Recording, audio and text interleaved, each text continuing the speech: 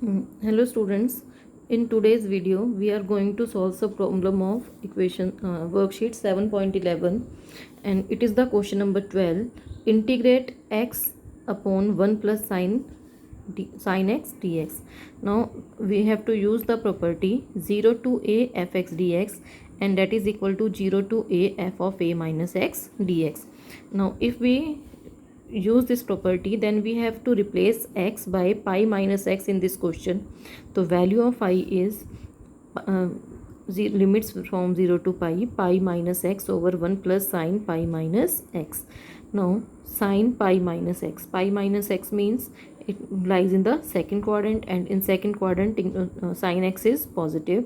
It means sin pi minus x will be converted into sin x, and take it as equation number second. Now add equation 1 and 2, then we get 2i is equal to 0 to pi x upon 1 plus sin x plus pi minus x over 1 plus sin x. Now take 1 plus sin x LCM, then x plus pi minus x dx. Minus x and plus x are cancelled. Now this pi comes outside the integration, then we get pi into 0 to pi limit 1 over 1 plus sin x, and to integrate it, easy method is multiply and divide the function by 1 minus sin x and also divide by 1 minus sin x, and then we get pi into 0 to pi 1 minus x sin x over 1 minus sin square x dx, and 1 minus sin square x becomes cos square x, and then in next step 1 over cos square x becomes secant square x, and sin x over cos x is tan x, and 1 over cos x is secant x. It is tan x into secant x dx. In next step, when we integrate secant square x, we get tan x, and integration of secant x tan x is secant x.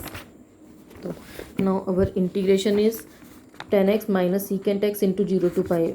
Here we have pi by 2. pi by 2 कहाँ से आया अब? It is 2i is equal to pi, तो i की value हो जाएगी पाई by 2. 2 को right में शिफ्ट कर दिया है, तो i is equal to pi by 2. उसके बाद सिर्फ हमने लिमिट्स ही सब्सिट्यूट करनी है. ठीक है, इसके बाद हम नेक्स्ट प्रॉपर्टी पर आ रहे हैं. नेक्स्ट प्रॉपर्टी का यूज़ कर रहे हैं हम क्वेश्चन में. इस प्रॉपर्टी क्वेश्चन डिस्कस करेंगे अब हम.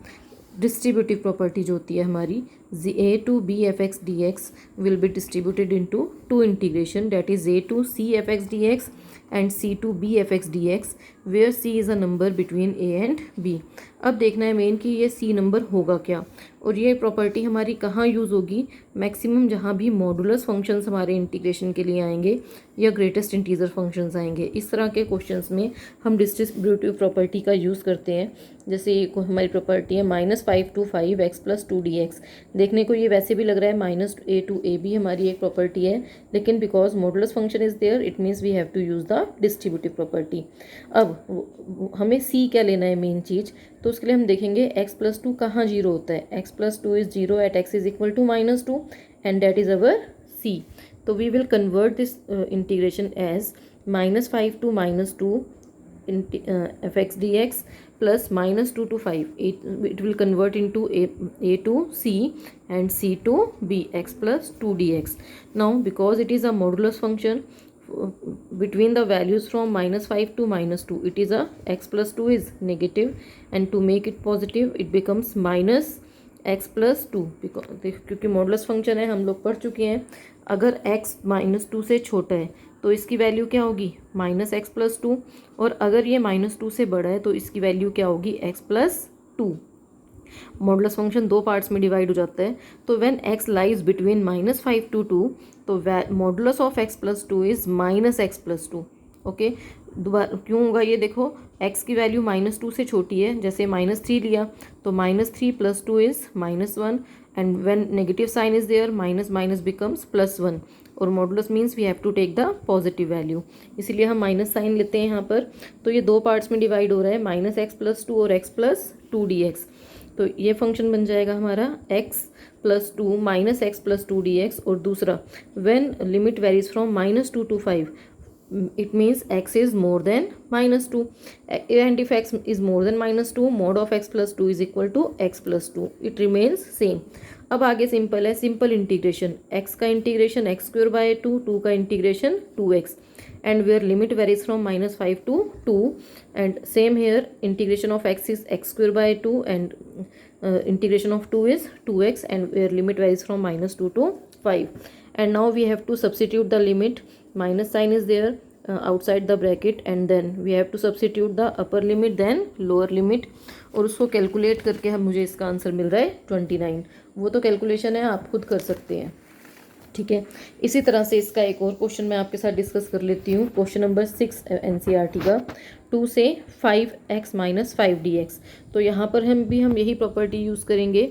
a to b fx dx is equal to a to c fx dx plus c to b fx dx. तो जब हम इस प्रॉपर्टी का यूज़ करेंगे, अब main what is c. Now x - 5 becomes 0 when x is equal to 5. It means our c is 5. It means we have to take c as 5. It means a is 2, b is 8. It means limits convert from 2 to 5 and 5 to 8. Now again the same procedure is there. If x is less than 5, its value is -x - 5, because modulus function दो part में convert होगा, x - 5. But when x is more than 5, the function is x - 5 dx. Now integration of x is x²/2 and integration of 5 is 5x. And again integration of x is x²/2 and integration is 5x. First में limits varies कर रही हैं 2 से 5 तक, second में 5 से 8 तक. तो हमने फिर इसमें लिमिट सब्सिट्यूट कर दी और जो मिलेगा वो आंसर, ठीक है. In the same method way you have to do the question number 18 of the worksheet. Here limit varies from 0 to 4 and modulus of x - 1 dx.